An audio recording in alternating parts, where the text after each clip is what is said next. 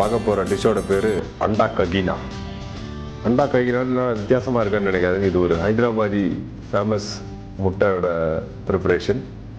நம்ம இப்போ அதை செய்யறதுக்கு முன்னாடி இதோட தேவையான பொருட்கள் என்ன அப்படின்னு பார்த்துட்டு வருவோம். முட்டை 4 நம்பர், சாப்ட் ஆனியன் 100 கிராம், சாப் டொமேட்டோ 100 கிராம்ஸ், இஞ்சி பூண்டு பேஸ்ட் 50 கிராம், மஞ்சள் தூள் 1/2 டீஸ்பூன், மிளகாய் தூள் 1 டேபிள் ஸ்பூன், தனியா தூள் 2 டீஸ்பூன், ஜீரகம் 10 கிராம், எலுமிச்சம்பழம் 1 நம்பர், சாப்ட் புதினா லீவ்ஸ் ஒரு சிறு கட்டு, சாப்ட் கொத்தமல்லி சிறு கட்டு, சமையல் எண்ணெய் தேவையான அளவு, உப்பு தேவையான அளவு.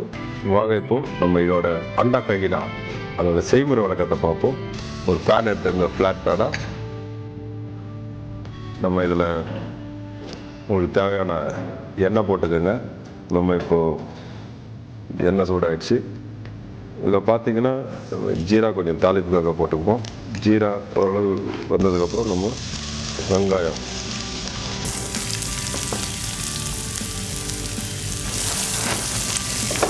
போட்டு நல்லா வதக்குறோம்.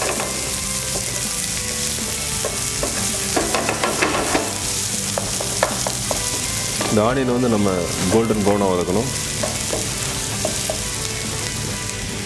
வதங்கினதுக்கப்புறம் இஞ்சி பூண்டு பேஸ்ட் போடுவோம். வெங்காயம் வதங்கி வந்துடுச்சு. ஓரளவு நல்ல வெங்காயம் வதங்கினதுக்கப்புறம் இஞ்சி பூண்டு பேஸ்ட். இஞ்சி பூண்டை வெங்காயத்தோடு சேர்த்து வதக்கிடுவோம். ஒரு நல்ல ஃப்ளேவர் கிடைக்கும் உங்களுக்கு.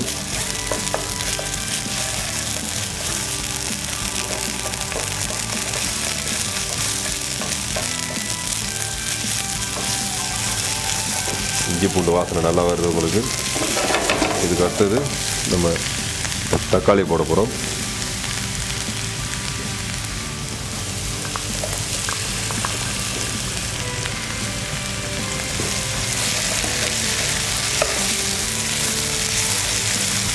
தக்காளி போட்டு நல்லா வதங்கினதுக்கப்புறம் இந்த முட்டைக்கும் இந்த மசாலாவுக்கும் தேவையான ஸ்பைசஸ் போட போகிறோம். மஞ்சள் பொடி, சில்லி பவுடர், தனியா பவுடர், இதுக்கு தேவையான உப்பு. இந்த மசாலாக்கிட்ட இந்த அண்டா ககீனா அப்படின்ற ஒரு மசாலா ப்ரிப்பேர் பண்ணுறோன்னு சொல்லியிருந்தேன். வெங்காயம் தக்காளி போட்டு மசாலா மாதிரி ரெடி பண்ணிட்டோம். இதோட அண்டா ககீனா சொல்ல, அண்டானா வேற ஒன்றும் இல்லைங்க. ஹிந்தியில் வந்து அண்டா வந்து முட்டைன்னு சொல்லுவாங்க. முட்டை அது ஹைதராபாத் டிஷ்ஷு அப்படின்றதுனால ரொம்ப ஃபேமஸ்ஸு. இந்த மசாலா சேர்ந்து எல்லாம் வேகத்துக்கு கொஞ்சம் போல் தண்ணி ஊற்றுறேன். நான் தண்ணி ஊற்றி இந்த மசாலாவை ரெடி பண்ணிடுறோம். இந்த மசாலா நல்லா தக்காளியோடு சேர்ந்து வெந்துட்டு வருது. இந்த மசாலா வெந்துடுச்சு. இந்த மசாலாவை கொஞ்சம் நேரம் தண்ணி நம்ம ஊற்றுற தண்ணி பாதி வத்துற அளவுக்கு நல்லா குக் பண்ணி எடுக்கணும். அதுக்கப்புறம் இது போடும்போதே கொஞ்சம் இதுக்கு தேவையான கொஞ்சம் கொத்தமல்லி, புதினா இது கூடவே போட்டுக்கணும். போட்டு இப்போ மசாலா திக்காகிடுச்சு. இந்த மசாலா திக்கானதுக்கப்புறம் நம்ம முட்டை சொல்லியிருந்தது ஒரு வித்தியாசமான ப்ரிப்பரேஷன். இந்த மசாலா இப்போ ரெடி ஆகிடுச்சு. இந்த மசாலா இப்படி ஸ்லோ ஃபயரில் வச்சுக்கிட்டு நம்ம இது மேலே அந்த முட்டையை உடச்சி ஊற்ற போகிறோம். அதுதாங்க இதோட ப்ரிப்பரேஷனு. மசாலா ரெடியாக இருக்குது. சொன்ன மாதிரி முட்டையை ஒரு இடத்துல போட்டு இப்படியே நீங்கள் சும்மா உடச்சி ஊற்றிக்கலாம்.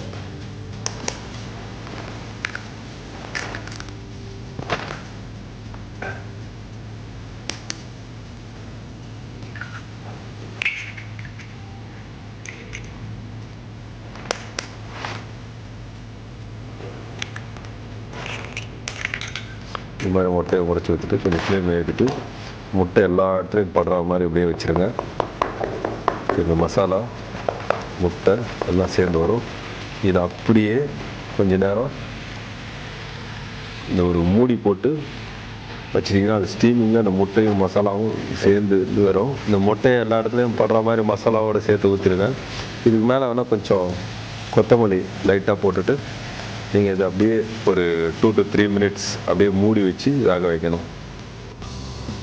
மூடி வச்சு வேக வைக்கும்போது நீங்கள் ஃபயரை வந்து ஒரு கொஞ்சம் சிம்மில் வச்சுக்கோங்க. அது ஸ்லோ ஃபயரில் முட்டை நல்லா குக் ஆகி அப்படியே ஸ்டீம் ஆகி வரும். ஒரு 5 நிமிஷம் ஆகிடுச்சு. இப்போ இந்த முட்டை நல்லா வெந்திருக்கும். நம்ம பார்க்கலாம். இப்போ அண்டா கரீனா நல்லா முட்டை வெந்து வந்திருக்கு பாருங்க. இது வித்தியாசமாக வந்திருக்கு. இது மாதிரி நீங்கள் முட்டையை தனித்தனியாக செப்பரேட் பண்ணிக்கலாம். பார்க்குறதுக்கு அழகாக இருக்கும். இந்த மசாலாவை நம்ம யூஸ்வலாக மிக்ஸ் பண்ணி சாப்பிடுவோம். இது பாருங்கள், முட்டை ஒரு மாதிரி மஞ்சள் இந்த வெள்ளைக்கரு இல்லை தனித்தனியாக வந்திருக்கு. இது அப்படியே பிளேட்டிங்கில் வச்சு இந்த மசாலாவோடு எடுத்து சாப்பிட்டோம்னா ரொம்ப நல்லாயிருக்கும். அண்டா கரீனா இப்போ நம்ம பரிமாறுறதுக்கு ரெடியாக இருக்குது.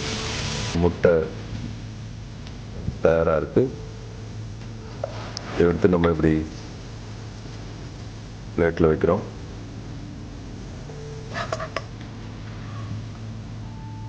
பாருங்க, பார்க்கறதுக்கு வித்தியாசமாக இருக்குது.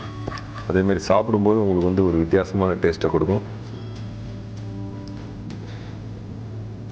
ரொம்ப ஒரு வித்தியாசமான டிஷ். கண்டிப்பாக இதை வீட்டில் ட்ரை பண்ணி பாருங்கள்.